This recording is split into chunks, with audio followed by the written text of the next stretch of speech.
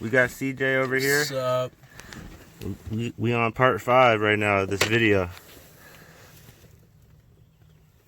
The cylinder head install. So what we're going to start off with by putting a little bit of white lithium grease inside of these wells. So when we turn this to top dead center, there won't be any dry friction. It'll just easily roll through. It's the first cylinder.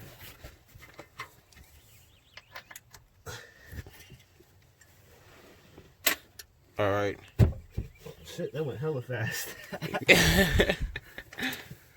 We good? Yep. Yeah. I want to see what it looks like. Right here, let's put a little bit more grease down in there. Now it's more opened up. Ooh, the bottom kind of has a lot of see? Sediment. Yeah, we gotta clean that out. Yeah, that's this rock right here. I don't know if you're gonna use that or I got some shop cloth. Right.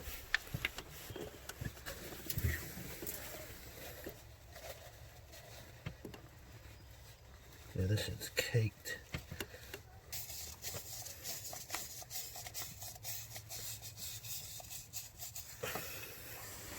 This shit's about to be running smooth. We're done. Smooth as silk. But I need to do it.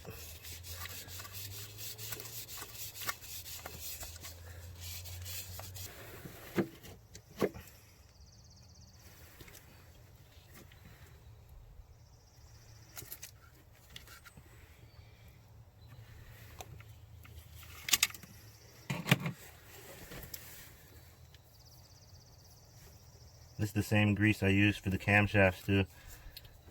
Alright, we got our cylinders, the top dead center. Got the head gasket in place, got the new exhaust gasket in place. Now we're about to set this in here. Can you keep this balanced? I'm about to try to set the phone up to where it can catch us getting this. Right there. Alright.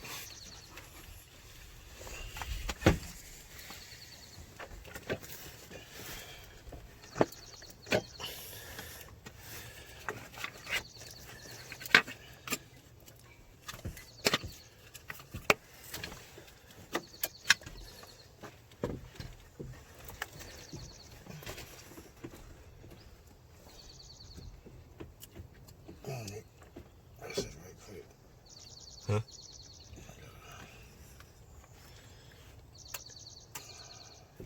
Take this fucking bolt out too.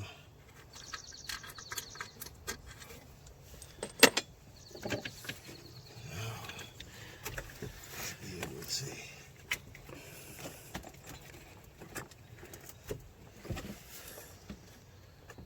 Take it over to you some more.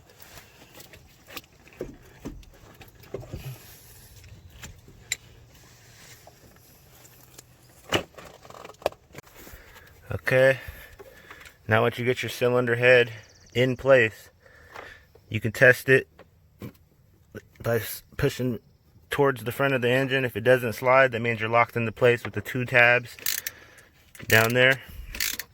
Now you want to tighten these 3 bolts in the back, 17 millimeters, before you tighten down your cylinder head bolts. Alright, now we're putting the head bolts in. Make sure when you put your head bolts in, you put a little bit of anti-seize on the bottom. You don't want to cake all the way down the whole threads because that'll be too much anti-seize. It might come back in and mix in with the oil and go all throughout your oil filter. So you just want to put a little bit on the tips. And then put them on down in there.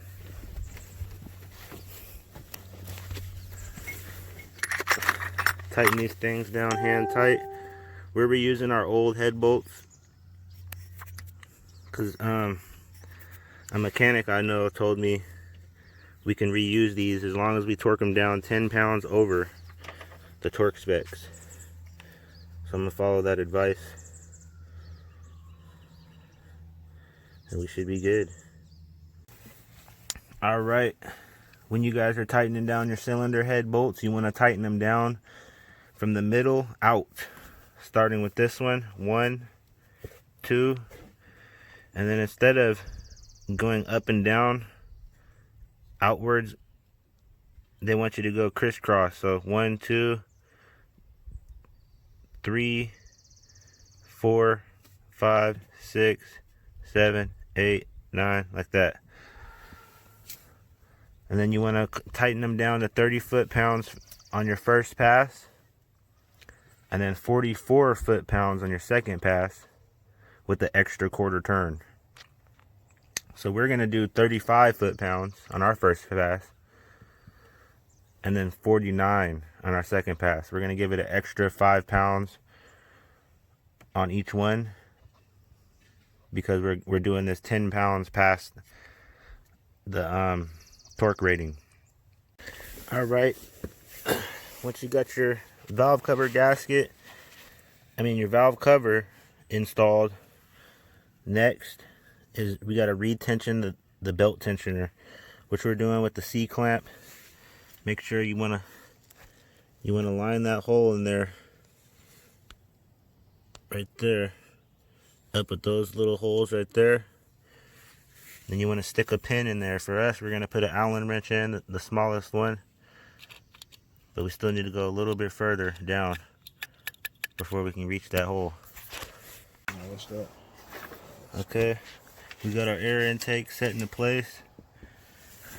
Now we're going to start attaching the fuel injectors into place. The fuel rail, It was under it, right? no, the fuel rail is what the fuel injectors sit under. So, And then these clips right here clip into the injectors. All right, CJ's putting together the air intake manifold, while I'm down here putting together the belt tensioner. As you guys can see, we got it in place with the pin. We used the Allen wrench instead of a pin. Now we got the bolts threaded in. Now I'm about to tighten them down to torque specs, which on this one is, I think, 10 foot-pounds. Okay. Now after you get your timing belt on, you want to get your serpentine belt on. CJ's over there bolting up the rest of the right side. I'm trying to work on the left side so we can get this done.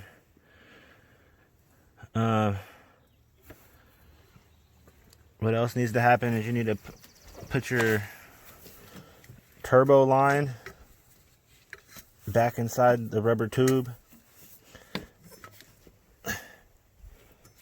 like that, and then tighten down that clip.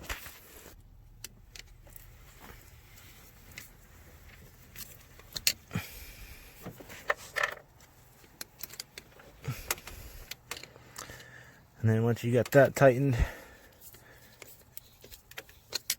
you should be able to put that heat sleeve on and clip it into place. And once that's clipped in, we'll move on to the next. Okay, now once you get that put in and tightened down, you want to put your pipe clamps down. There's one that goes right down there, and then there's this one right here. That what you guys actually want to do is get your heat shield in first, and then your pipe clamp. The pipe clamp sits in between the heat shield and the cylinder head, and it clamps it right here. We almost forgot to put our splash guard behind this bottom pulley. Make sure you guys don't forget that. Do not forget that black splash guard. We almost did. Had to go back in, take off the pulley, take off the serpentine belt, put the splash guard on, and put this, you know. Don't let yourself fall victim to that. moment of truth. Ladies and gentlemen, it's all put together. About to give it the first crank. Ready? Yep.